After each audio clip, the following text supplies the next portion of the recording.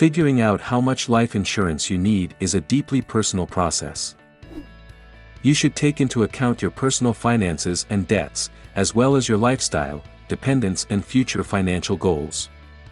Before you make any decisions about how much life insurance you might need, listen to our insurance experts Jason Reynolds Goveyas and Sonam Dorji Lama explain how to figure out the right amount of coverage.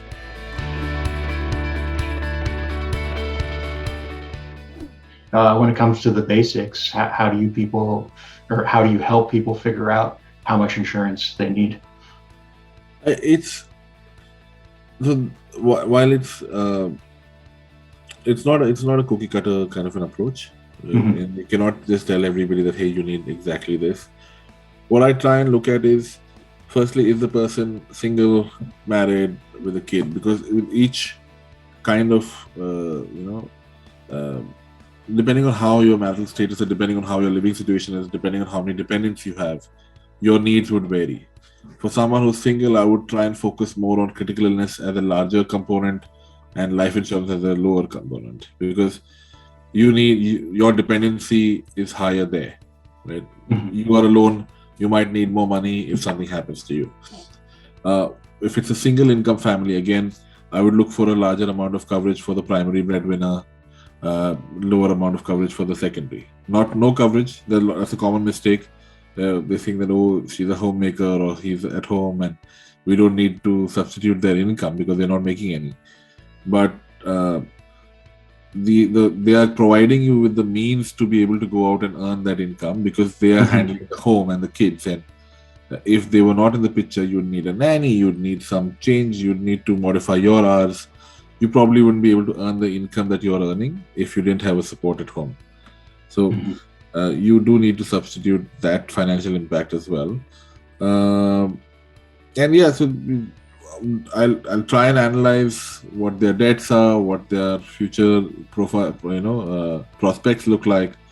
There are some mathematical calculations. They're not very complex. We don't get into a very complex calculation here, but we do try and see that, hey, this is the ballpark estimate that we think that you should get.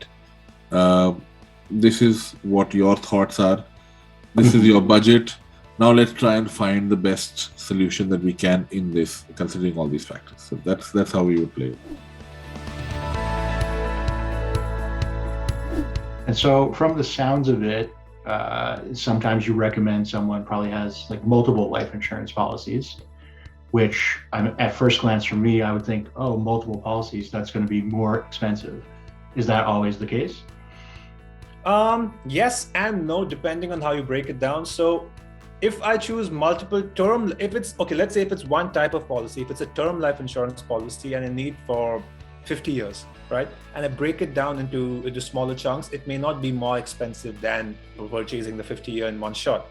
But if I add a different type of policy, like a permanent insurance policy, then that changes the dynamics entirely, right? So then a permanent plus term will be more expensive than a term alone, but it will be lesser expensive than a permanent alone for a larger amount. So it all depends on how you break it down. And again, it all comes down to whether or not it pinches the person's pocket at the end of the month, because that's the main thing.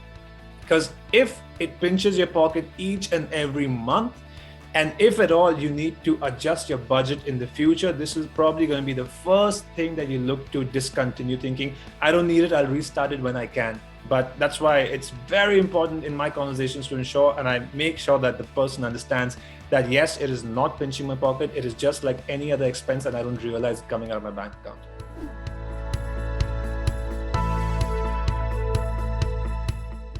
Sometimes I talk to people and they say, well, I have a ton of savings, I don't need any life insurance. Is that strictly always the case as well? I don't think so, because if it's okay, let's talk about something like a critical illness or a disability, right? And if a person were to suffer either one of these, sure thing, they can rely on their savings. But number one, they aren't bringing in any income additionally under normal circumstances, right? Unless they've got a separate stream of passive income or whatever it is. But let's say they aren't making any money and they're dipping into the savings. So that leaves them nothing for when they recover or in the future for a rainy day. That's one. Let's say in case of a death, right? If it is savings through investments and not registered investments, let's just say investments in general, the transfer of that wealth to their next generation could be taxed as well, right? So it's and I've always noticed this, that the wealthy people always purchase insurance. They always want to use other people's money so that they can make more money of their own. So that's just the way it goes, and that's something which a lot of people understand, and some people don't. Some people frown upon it, but these are facts of life, right? And that's why insurance, in my opinion, should always be there to protect you, of course, depending on your requirements as well.